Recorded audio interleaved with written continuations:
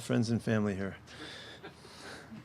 Okay, so first thing, I know you guys don't know who's playing, so you guys will find out when we get there how we're doing that.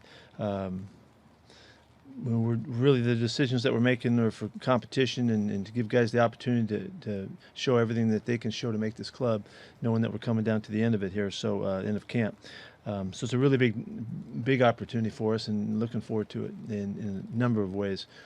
And yeah, we'll see how that goes for those guys. I'm really rooting for a lot of guys to come through and have a big night and make the plays that they're capable of making and show themselves really well. So this is a chance to finish the preseason on a good note. We're certainly going for that. We didn't like the first couple, and so we're looking to make a better statement about where we are. Yeah, I think he's he's making a bit of a statement now, but I have nothing for you to update, and he deserves to do that. What about the modern athletes make statements this way, other than it used to be they just wouldn't count? Yeah, I think the guys are ahead of I don't know, I can't remember what all the rules were in the past as far as guys not coming and showing up and all of that in the past. I think it's an opportunity for players in all sports to communicate, where they're coming from, and this is a way to do it. And Quandre's been great all through camp. He's had a fantastic camp, and he's in great shape, and he's ready to go. What's going on with Blaine Brown? I have no updates for you. D. Eskridge has been back now 2 weeks. Just what have you seen out of him? How's he looking? Interestingly, that in the short time we had him before his toe acted up, he showed us kind of like a little bit of his range of things he could do. He showed us how he can catch the football. He showed us getting in and out of breaks, his comfort dealing with the deep ball, and also we had early on we did things with him that we hadn't seen in college because they didn't ask him to do stuff, different route concepts and things like that. So that he made a real good impression right off the bat, but you never know until it still sticks. He came back out here and he's done everything that we've asked him to do very capably. He's strong, he bursts, he's in and out of breaks, very comfortable again on the deep ball, catching the ball way down the field. Russ hit him for a 60-yarder the other day, and just looked like it was no big deal. We'll learn more about expanding him in the kicking game too as we go forward. We've kind of put that on the back burner for a bit, but our hopes were that we could involve him there also. And there's nothing that's happened that doesn't give us all the hopes that he's going to be a big contributor. Is he a guy you'd like to see something out of maybe tomorrow? Yes. Pete, John Reed came in. How has his been onboarding process this week? He jumped on the scene. He came out here and made a couple plays the first day, and he's hustling around. He's a real active, plays fast, and he's a smart kid. And you can see it because he's picked things up very quickly already. So he's done a good job. Yeah, it'd be really interesting to see him tomorrow night. One more Marquise Blair kind of. He's doing way better. Yeah, way better. Really excited that he's back and able to play and all of that. And so. He made a good push this week, so he feels very comfortable. He's a really competitive kid, as you guys know, and he's dying to get out there. How about Ethan? Ethan had a good week, and it's been unfortunate because we had this big competition going on at center that he hadn't had a chance to show yet, and with any numbers. So Kyle's done really well. Ethan hasn't done anything to hurt himself other than he hasn't been able to take advantage of the opportunities in camp. So we'll see how that goes. What in particular about Kyle there? Have you seen him? Do you like?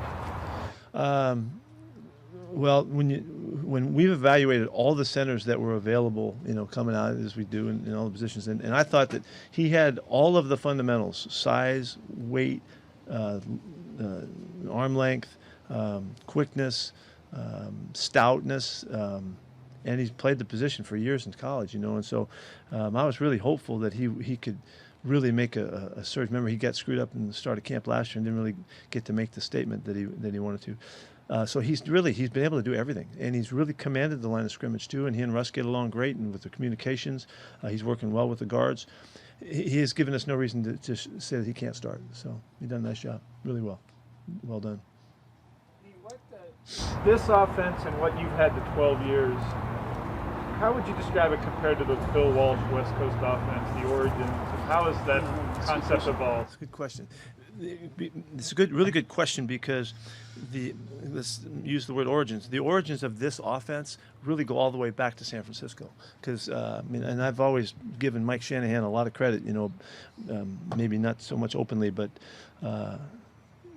realistically, the credit to take what they had done in the West Coast offense, the principles of the throwing game, and getting the ball out and really quarterback friendly stuff, and matched it with a different running game than what happened in the San Francisco days.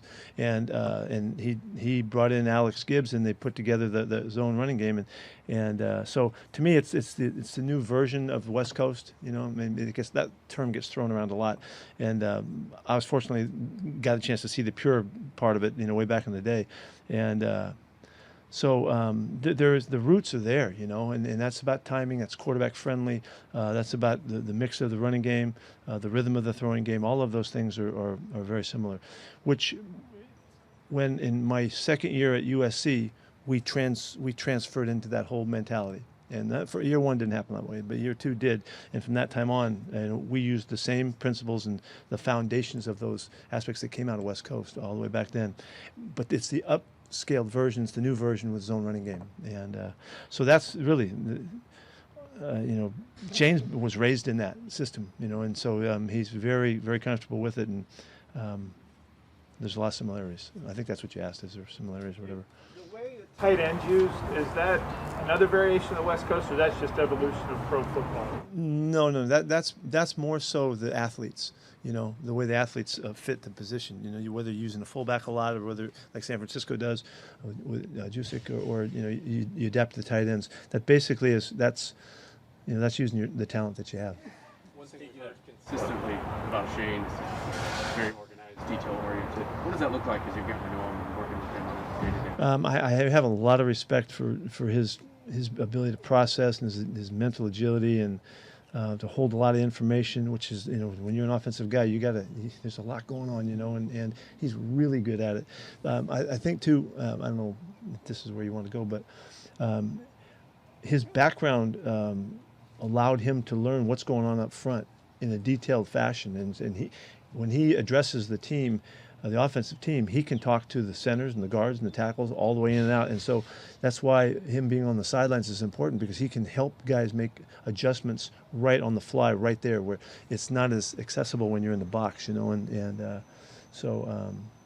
it's a natural for him to be there. But speaking of the West Coast offense, guys, it was announced this week Mike Holmgren's going in the Ring of Honor. Yeah. Matt Hasselbeck as well. You coached him. I know you've gotten to know Michael, but since you've been around here, just your thoughts on those two. Yeah, I think it's a great tribute to a fitting game. He really kick-started this thing that kind of led us to where we are. I think Mike really put us on the map, and that's not to say that Chuck didn't and the guys before him didn't do a great job, but Mike took it into he kind of set the table for us, I think, and it's set the table for expectations, which I really love.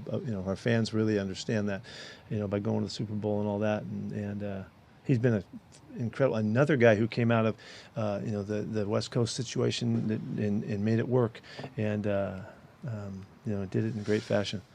What about Matt? You coached him a year. Yeah, well, I'm thrilled that he's in this thing. Matt's, when I got here, one of the real reasons I could see this as being a good opportunity is that Matt Hasselbeck was here.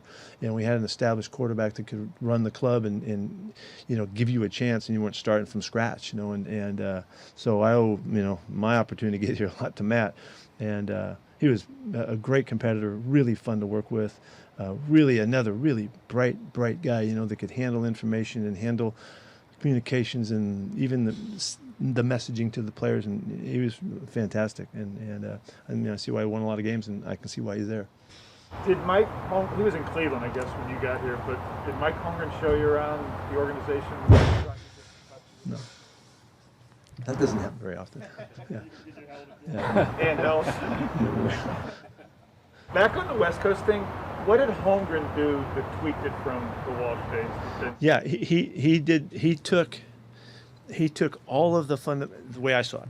He took all of the fundamentals of it, which the fundamentals of the West Coast is it's the quarterback system, really. It's what Bill Walsh was so famous for, is making it so the quarterback could be successful, and that has to do with the expectations of the position, how you organize it so his reads fit, so the quickness of the passing game, the reliance on the short passing game to catch and run, all of those things to make it quarterback friendly.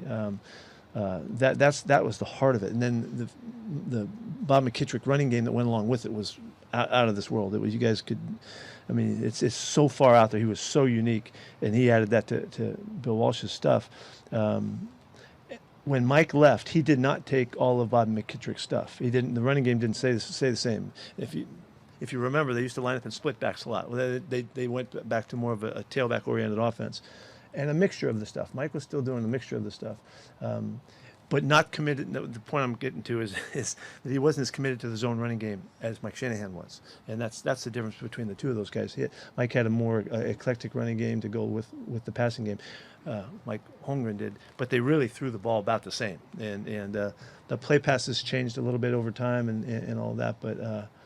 Mike was more at the root, closer to the old than Mike Shanahan was. And these are totally my opinion and the defensive ball coach's observations of it. Sticking with origins, where did that bear package that you guys used come from? Did Monty Kiffin bring that? No, you're going back to the Bears now. Did you call it the bear package? Yeah. Well, that goes back to those guys.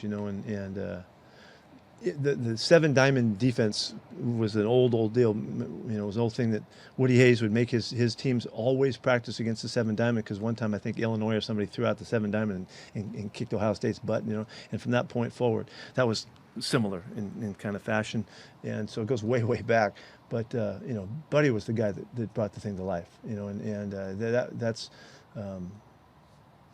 To me, everything goes back to what Buddy was doing. I used to say when we played against the great Chicago defense, the 85s and 86s right in there when they were unbelievable.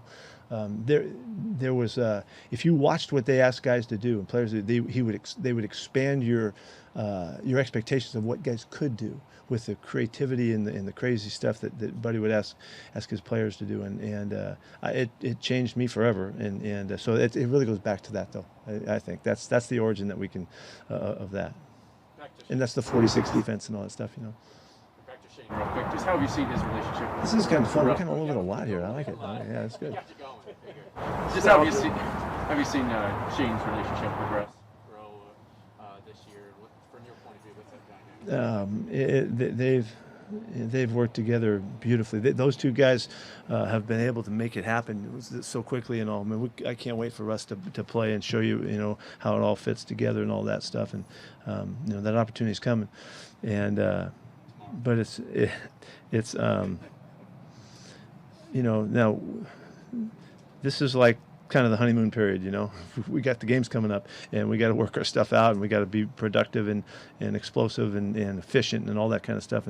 And so those guys have set up the foundation for their relationship in extraordinarily solid form, and they communicate really well. I mean, they're just connected, and which is what it needs to be, and more so at this early point than I could have expected, and more so than we've been in the past. So hopefully that will really help us. As the leaders trying to get your team ready for a season, how do you approach Diggs and Brown and want them to make their statement, knowing this is how they can make their statement? I really appreciate you asking me this question really well. Are we good? Well, is Eskridge playing tomorrow? Well, you'll have to wait and see.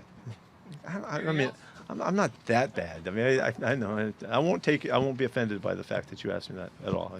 I know you got to. Anyway, thank you.